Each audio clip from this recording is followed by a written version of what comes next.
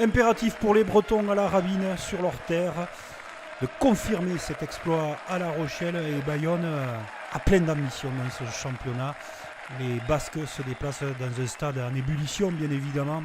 Ils rendent hommage avec cette fierté bretonne qu'il faut également retrouver sur le terrain avec beaucoup de précision, être plus dans le détail pour les Bretons pour essayer d'accrocher le Pays Basque de manière générale avec Bayonne au tableau de chasse de cette équipe bretonne.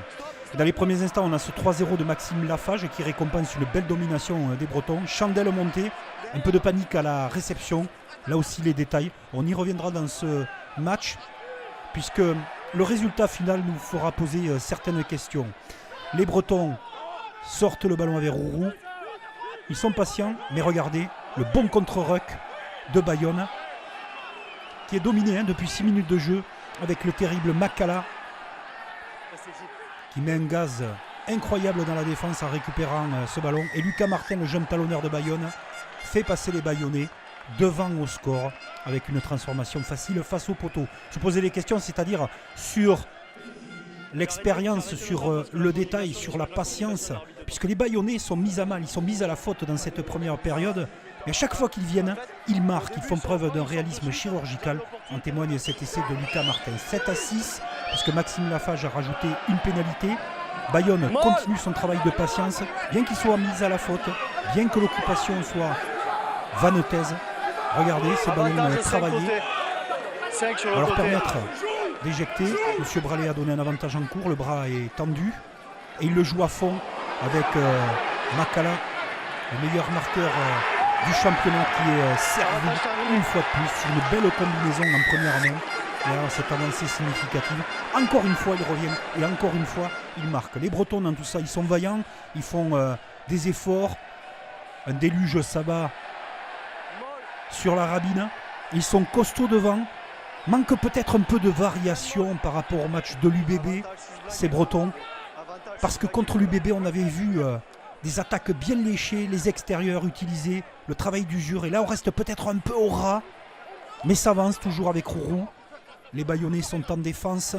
C'est bien joué de la part de Vannes. On continue à fixer, à user, à resserrer la défense, qui est assez dense et qui va se retrouver tout de même en infériorité numérique avec la sortie de Tuilagi, avec un carton jaune, deuxième avantage. Et là, c'est sublimement joué. On retrouve les extérieurs. On retrouve le Vannes qui avait tellement brillé contre l'UBB en première période avec ses trois quarts, avec cette alternance. Ils sont capables de jouer ce jeu et de ne pas faire que de la fixation. Quant à lui, Bayonne, il essaye de resserrer dans le point fort de Vannes, le défi physique. Ils reviennent une nouvelle fois dans cette première période, sont patients et encore vont retrouver par Rodrigo Bruni la terre promise. C'est Bayonne qui prend la mesure et le tempo de ce match en étant hyper réaliste. Mais en Bretagne, on ne lâche rien, on s'accroche jusqu'au bout. Ils ont tous les Bretons pour rester en top 14. Peut-être un manque de confiance, de réalisme, d'apprentissage, parce qu'ils ont une équipe redoutable sur les portées et sur la puissance. Pat Léafa marque cet essai et fait espérer toute la Rabine de revenir dans ce match totalement fou en fin de rencontre, où les Bayonnais vont trembler jusqu'à la dernière minute. Transformation assurée par Maxime Lafage. Le score en restera là. 27-21. Quel dommage pour les Bretons. Ils ne sont pas récompensés par un point de bonus défensif ultra mérité. Mais ils sont tellement proches d'aller chercher leur maintien en top 14, l'objectif final. Quant à Bayonne, le haut du tableau est là.